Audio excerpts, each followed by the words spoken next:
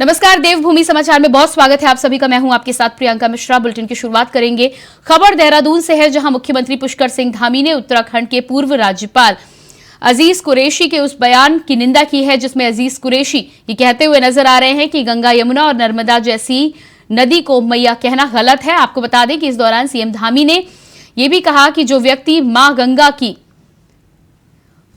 और मां निर्मला के बारे में इस तरह के प्रश्न चिन्ह उठा रहा है, वह आदमी सूरज पर थूकने जैसा कार्य कर रहा है।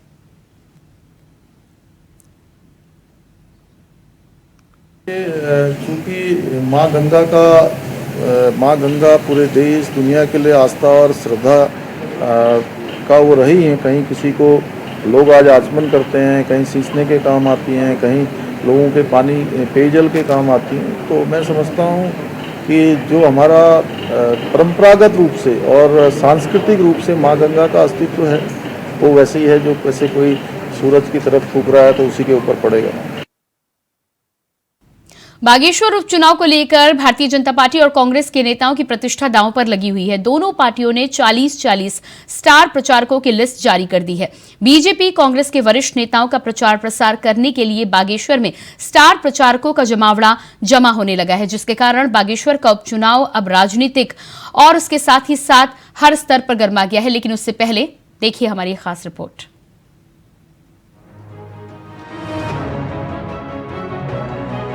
बागेश्वर उपचुनाव में भाजपा ने जहां स्वर्गीय पूर्व कैबिनेट मंत्री और बागेश्वर विधानसभा के विधायक चंदन रामदास की पत्नी पार्वती दास को टिकट दिया है, वहीं कांग्रेस ने 2022 में रहे आम आदमी पार्टी के प्रत्याशी बसंत कुमार को कांग्रेस में शामिल करके प्रत्याशी के रूप में उतारा है, जिसको लेकर दोनों पार्टियों ने बागेश्वर में अपना डेरा जमा लिया है। वहीं प्रदेश के दोनों पार्टी के वरिष्ठ नेता बागेश्वर में अपना पैर जमाने के लिए प्रचार प्रसार में जुट गए हैं। बीजेपी के स्टार प्रचारकों में मुख्यमंत्री पुष्कर सिंह धामी, प्रदेश अध्यक्ष अजय भट्ट, प्रदेश प्रभारी दुष्यंत गौतम, 5 लोकसभा के सांसद और राज्यसभा सांसद समेत पूर्व मुख्यमंत्री और विधायक शामिल हैं। वहीं कांग्रेस की बात की जाए तो पूर्व मुख्यमंत्री हरीश रावत, नेता प्रतिपक्ष यशपाल आर्य, प्रदेश अध्यक्ष करण माहरा, पूर्व प्रदेश अध्यक्ष गणेश गोदियाल समेत कई विधायक और पूर्व सांसद स्टार प्रचारकों के तौर पर बागेश्वर में चुनावों के लिए प्रसार प्रचार करने के लिए पहुंच चुके हैं। प्रचार करने के लिए बड़े नाम शामिल हैं। ऐसे में दोनों तरफ के नेताओं की प्रतिष्ठा भी दांव पर लग गई है। जहां भाजपा केंद्र और प्रदेश की योजनाओं को जन जन तक पहुंचाकर विधानसभा की जनता का दिल जीतने की कोशिश कर रही है, भाजपा को पूरा विश्वास है कि उनकी प्रत्याशी पार्वती दास चुनाव जीतने जा रही हैं। भाजपा प्रदेश महामंत्री आदित्य कोठारी ने कहा, स्टार प्रचारकों की ताकत से और स्वर्गीय चंदन रामदास की लोकप्रियता के चलते भाजपा जीत का परचम एक बार फिर बागेश्वर में लहराने जा रही है। तो वहीं इसको लेकर कांग्रेस का आरोप है कि पिछली बार की तरह इस बार भी बीजेपी सहानुभूति कार्ड खेलने जा रही है, लेकिन बागेश्वर की जनता कांग्रेस को चुनने का काम करेगी। चंदन रामदास जी एक सामाजिक कार्यकर्ता थे, एक राजनीतिक कार्यकर्ता थे। उन्होंने एक नगर पालिका अध्यक्ष के रूप में अपना सामाजिक और राजनीतिक जीवन शुरू किया। 4 बार वो वहाँ से विधायक रहे। उनकी ज़बरदस्त लोकप्रियता उस क्षेत्र में थी और ये सच है कि 2022 के चुनाव में वो स्वास्थ्य खराब होने के कारण पूरे समय चुनाव प्रचार में नहीं जा पाए। इसके बावजूद वो 12,000 से अधिक वोटों से जीते।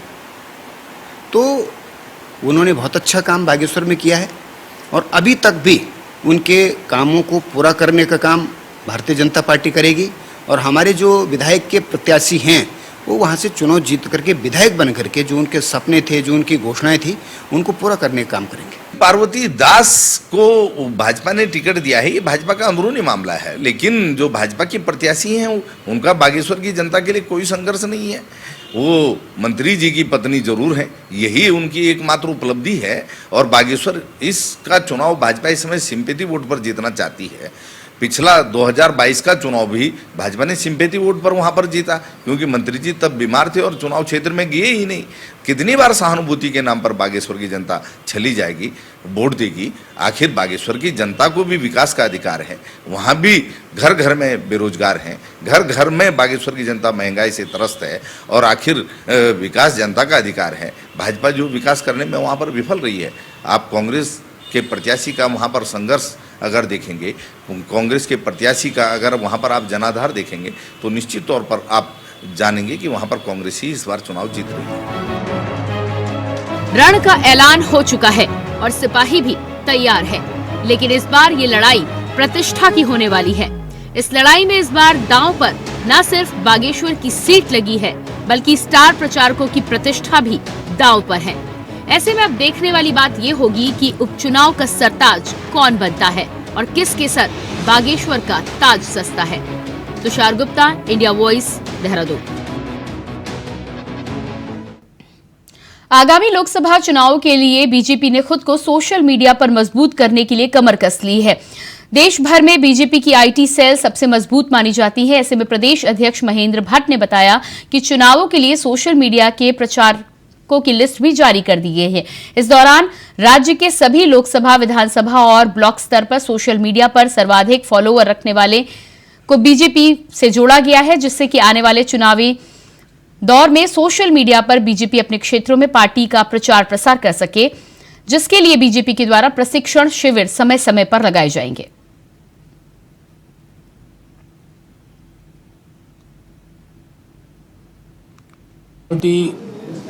आज के चुनाव प्रबंधन में सोशल मीडिया के महत्व को समझती है और हमने अपने प्रदेश स्तर पर अपने सोशल मीडिया के इंचार्ज और सारी टीम बनाई है।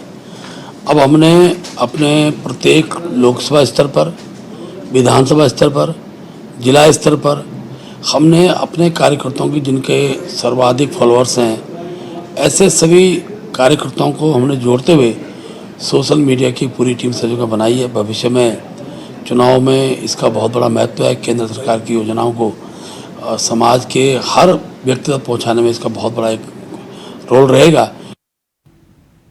हरिद्वार में जिला मजिस्ट्रेट लिखी हुई गाड़ी में बैठे दो युवकों का स्थानीय लोगों से झड़प करने का मामला सामने आया है, जिसका वीडियो सोशल मीडिया पर तेजी से वायरल हो रहा है। इस दौरान वीडियो बनाने वाले लोगों ने कार में सवार युवकों पर नशे में हूटर चलाते हुए तेज गाड़ी चलाने का आरोप लगाया है। हालांकि पुलिस और प्रशासन के अधिकारी अभी इस मामले में चुप्पी साधे हुए हैं। साथ ही गाड़ी हरिद्वार जिले के किस अधिकारी की है, यह अभी तक साफ नहीं हो पाया है। वहीं मामले में जिलाधिकारी ने मामले की जांच के आदेश दिए हैं। तू हॉर्न बजा रहा है, तू कैसे चला रहा है, मुझे ये नहीं पता। गवर्नमेंट की गाड़ी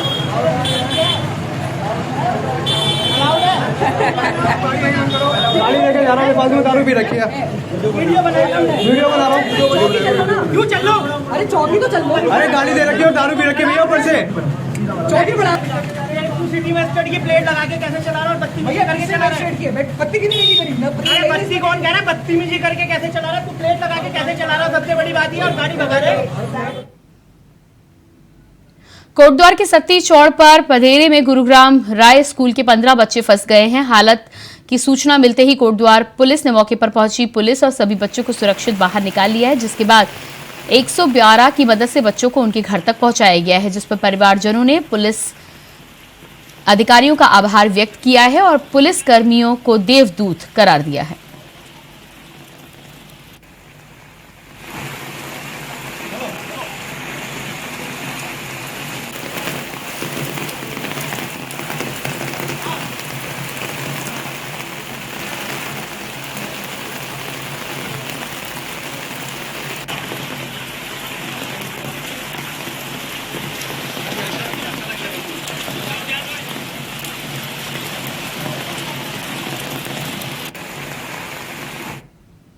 मंगलवार को कॉमन यूनिवर्सिटी एंट्रेंस टेस्ट यानी कि CUET के विशेष अखिल भारतीय विद्यार्थी परिषद मसूरी के कार्यकर्ताओं ने प्रदर्शन किया।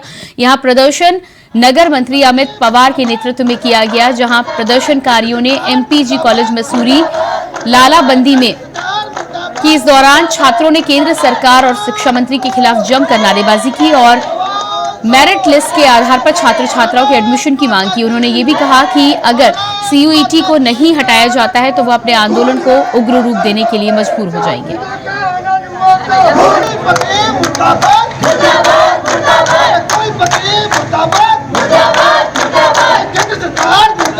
मुर्दाबाद मांग है कि सीयूटी के लिए जो है लागू कर रखा है, लेकिन उसे अभी फिलहाल के लिए रोक दिया जाए, अगले साल से वो शुरू किया जाए, क्योंकि हमारे जो क्षेत्र जहाँ से मैं आती हूँ, मैं भी गांव से बिलोंग करती हूँ और मेरे बहुत सारे भाई बहन हैं जिन्हें ये सूचना नहीं मिली थी कि सीयूटी के बेस पे भी एडमिशन होगा कॉलेज में। तो मैं चाहती हूँ मेरिट लिस्ट के आधार पर ही एडमिशन हो। हमारी इधर ऐसा है कि कभी कभी एक हफ्ते तक लाइट नहीं होती है, दूसरी बात है साइबर कैफ़े नहीं है और काफ़ी चीज़ें सुविधाएं नहीं है। और हमारे यहाँ मतलब 3 तहसीलें हैं, जो कि मतलब मसूरी में एक एमपीजी कॉलेज है, तो हमारे 3 तहसीलों से बच्चे आते हैं एमपीजी कॉलेज में पढ़ने के लिए, उनके लिए कोई सुविधा नहीं है। मैं चाहती हूँ कि पहले तो उनके लिए मेरिट बेस पे एडमिशन दिया जाए और उसके बाद मैं गाँव के इलाके के लिए अनुरोध करूँगी मंत्री जी से कि उनके लिए एक बस भी लगाई जाए। हमारा प्रदर्शन ये है कि जो सीयूटी के जो केंद्र सरकार से जो लागू हुआ था वो पूरी तरह से विफल हो गया, क्योंकि इस कॉलेज में 25 प्लस भी एडिशन से सीयूटी में हुआ है, जिसमें 300 से 400 बच्चे अभी प्रभावित हुए हैं। इनका पूरा साल बर्बाद हो जाएगा अगर मेरिट के आधार पर अगर एडिशन नहीं होंगे। और जो इसकी प्रचार प्रसार प्रणाली है वो पूरी तरह से विफल हुई है, क्योंकि यहाँ संचार का माध्यम सुचारू रूप से नहीं चलता, क्योंकि यहाँ मौसम जैसे इसका जो भौगोलिक स्थिति है वो पूर्ण रूप से बहुत ही पहाड़ी इलाका है, जहाँ पर संचार के माध्यम हो, यातायात के साधन हो, बहुत ही दुर्गम स्थान पे हैं लोगों के घर, जो लोग यहाँ पर सुचारू रूप से यातायात हो या कुछ भी अपना ऑनलाइन फॉर्म भरना हो उसको नहीं भर पाते हैं। देखिए, आज हमने अपने महाविद्यालय एमपीजी कॉलेज मसूरी में सांकेतिक धरना प्रदर्शन दिया है। हमने महाविद्यालय में तालाबंदी करी है और हमारी केंद्र सरकार और शिक्षा मंत्री एचएनबी यूनिवर्सिटी से हमारी यही मांग है कि जो उन्होंने नई शिक्षा प्रणाली लागू करी है सीयूटी, उसके माध्यम से कई सारे बच्चे ऐसे हैं जो उस फॉर्म को नहीं भर पाए और उनका एडमिशन नहीं हो पाया कहीं ना कहीं किसी कारणवश। और पहाड़ की भौगोलिक स्थिति की अगर मैं बात करूं तो यहाँ पर इतना संभव नहीं है कि हर बच्चे तक ये इन्फॉर्मेशन पहुँच पाती, क्योंकि दूर दराज के क्षेत्र हैं और कई समस्याएं हैं, इंटरनेट जैसी सुविधाएं वहाँ पे सुचारू रूप से नहीं है, तो बहुत सारी चीज़ों का अभाव है जिस कारण बच्चे सीयूटी फॉर्म नहीं भर पाए और उनका एडमिशन नहीं हो पाया। ये दिक्कत है इस टाइम, जैसे आपने इन्होंने एकदम से सीयूटी ये लागू कर दिया है, ये जिसके एक भी ये मात्र एमपीजी कॉलेज मसूरी का एक मात्र ऐसा कॉलेज है कि जो मतलब यहाँ पे आपकी ये विधानसभा आती है, 3 विधानसभा उनके अंदर ये बना हुआ है ये मात्र कॉलेज। और यहाँ से दूर दूर से बच्चे आते, पहाड़ी ये क्षेत्र से आते हैं, जिन्हें सीयूटी के एग्जाम के बारे में पता नहीं था। मैं चाह रहा हूँ, मैं ये विरोध नहीं कर रहा हूँ सीयूटी का, मैं चाह रहा हूँ ये लागू हो पर अगले साल से हो, और इससे पहले अब ये जागरूकता अभियान ये चलाया जाए इसके ऊपर। और दूसरी बात, हमारे उत्तराखंड के बच्चों को ये 50% आरक्षण ये दिया जाए, ये मांग हमारी। श्रीनगर राष्ट्रीय राजमार्ग पर पौड़ी जिला प्रशासन एक बार फिर से अतिक्रमण हटाने की कार्रवाई में लग गया है, जिसका नोटिस प्रशासन ने पहले ही जारी कर दिया था, जिसके बाद जिला प्रशासन, नगर पालिका और एनएच की संयुक्त टीम ने अवैध रूप से बने खोखो को हटाने की कार्रवाई की शुरुआत की है, जिसके बाद प्रशासन को लोगों का विरोध झेलना पड़ा है। इस दौरान प्रशासन और कुछ महिलाओं के बीच तीखी नोकझोंक भी देखने को मिली। मौके पर मौजूद नगर पालिका अध्यक्ष यशपाल बिना ने मामले को सुलझाने की कोशिश की। वहीं भीड़ को देखते हुए प्रशासन की ओर से 2 दिनों का समय और दिया गया है। जेसीबी के आगे आप साफ तौर से देख सकते हैं कि स्थानीय महिलाएं हैं यहाँ पे बैठ चुकी हैं।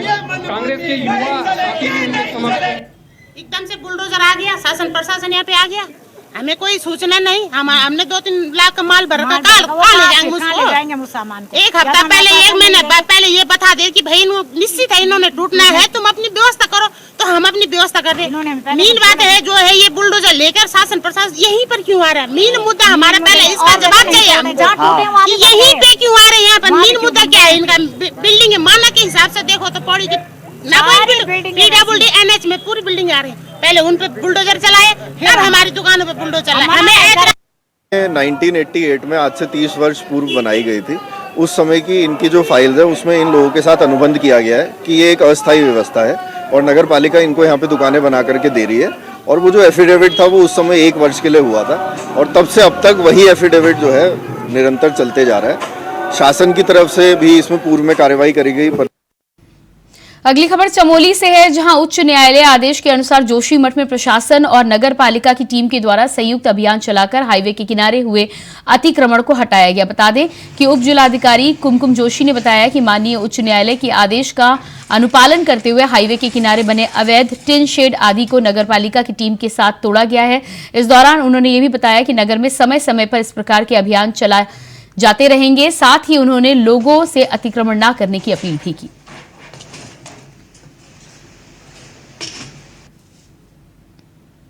और इसके बाद बात करते हैं अगली खबर की। अगली खबर लक्सर से सामने आ रही है, जहां खाद्य पूर्ति विभाग साधन की कालाबाजारी को लेकर सतर्क नजर आ रहा है। साथ ही राशन वितरण प्रणाली से संबंधित शिकायतों पर सख्त कार्रवाई की जा रही है।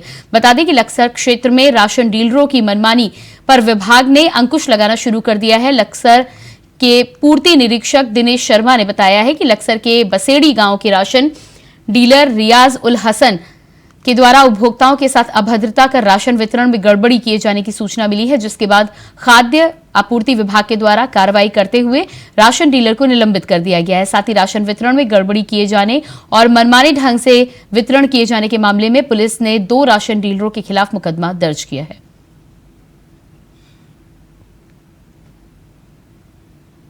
मामला है, वहाँ के ग्रामीणों एवं अन्य जनप्रतिनिधियों के द्वारा एक शिकायत प्राप्त हुई थी, जिसमें राशन वितरण के द्वारा उनसे अभद्रता और व्यवहार को लेकर शिकायतें थी, और साथ ही ये भी शिकायत थी कि वो 2 या 3 दिन ही महीने में दुकान खोलता है और राशन का वितरण नहीं करता है।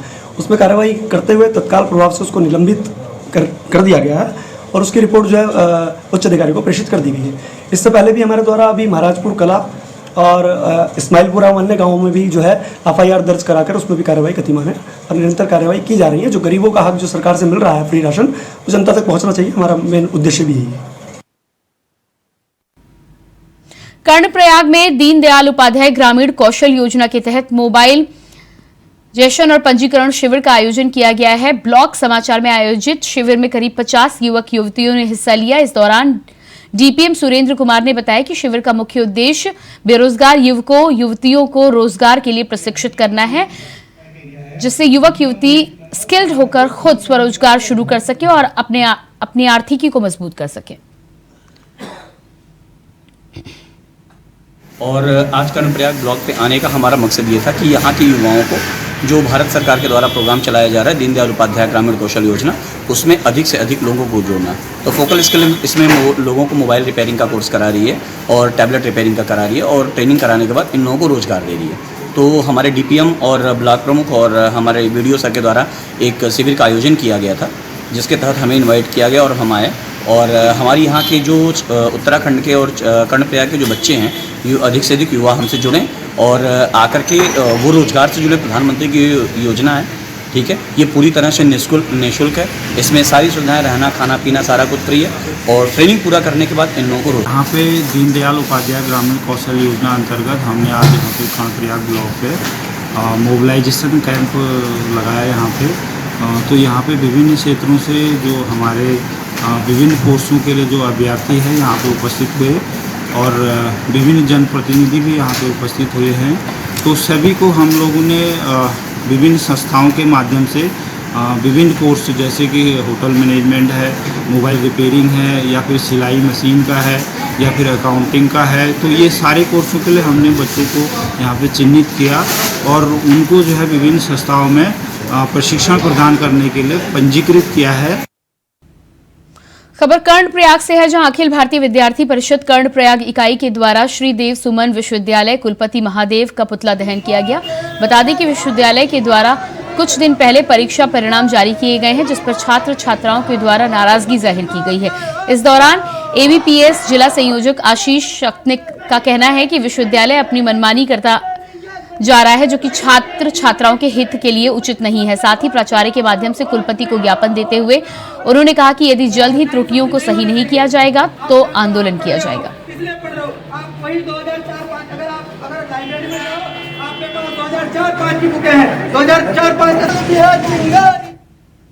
अगली खबर हरिद्वार से है, जहां बंगली बीजों की आबादी में क्षेत्रों में घुसने का सिलसिला लगातार जारी है। बता दें कि देर रात तक जगजीतपुर क्षेत्र में जंगली हाथी घुस आया। हाथी को देखकर लोगों के होश उड़ गए। गनीमत ये रही कि कॉलोनी की गली से हाथी किसी तरह व्यक्तियों से आमना सामना नहीं हुआ, नहीं तो बड़ा हादसा हो सकता था।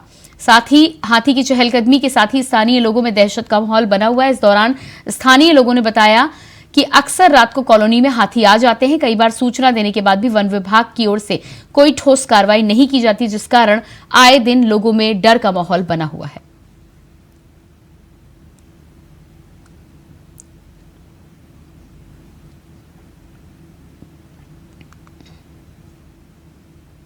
उत्तराखंड में बारिश का सिलसिला लगातार जारी है। भारी बारिश के चलते प्रदेश में जनजीवन प्रभावित हो रहा है। नदियों का जलस्तर बढ़ता जा रहा है, नाले भी उफान पर बने हुए हैं।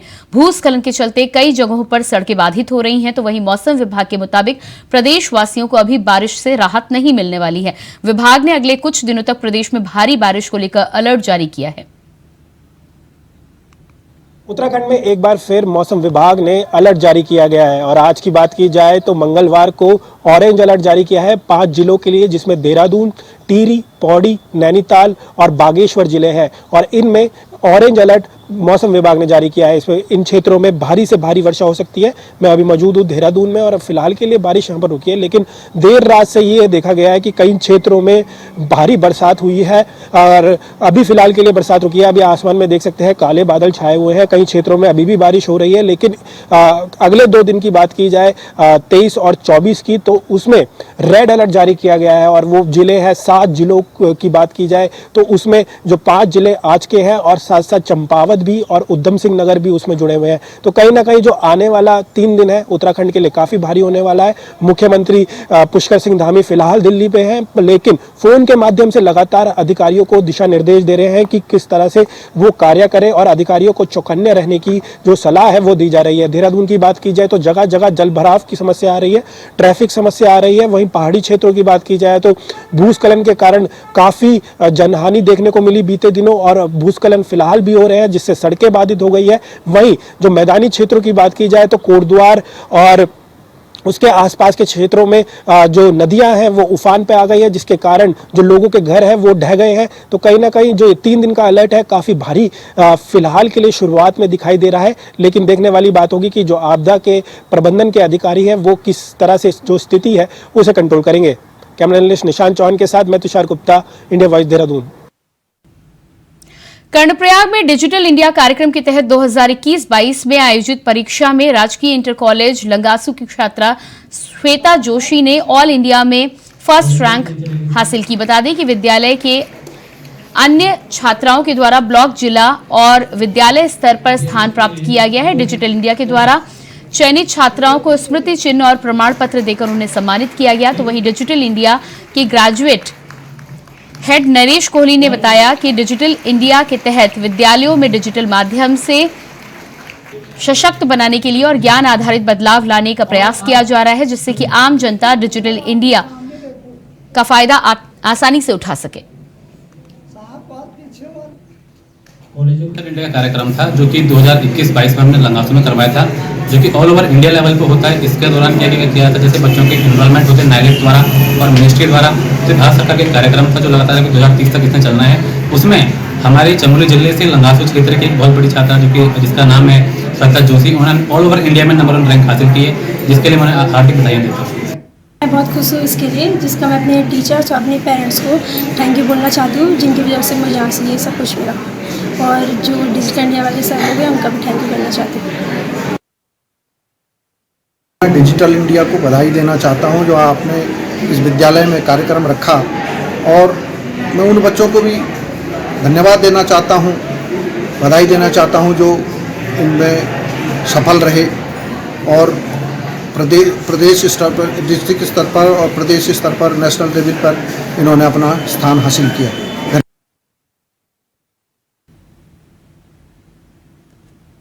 और इसी के साथ देवभूमि समाचार में इतना ही। खबरों के लिए बने रहिए इंडिया वॉइस के साथ। नमस्कार।